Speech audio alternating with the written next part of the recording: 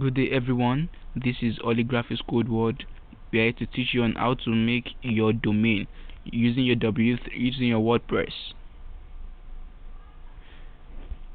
So the first thing you need to do is go to your Play Store, download your WordPress. Can you see these two? Check them out. So download them,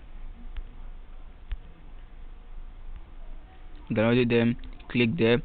This is my domain www.adebaidographics.com. So you have different type of option there.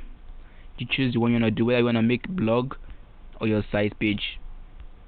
So you can view your site and view admin. So there are different type of things there. Have you seen it? First of all, make your first domain on your WordPress.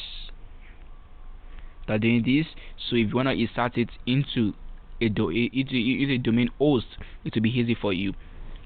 Thank you for watching, and this is Ollygraphix code word. Please like, share, comment, and subscribe.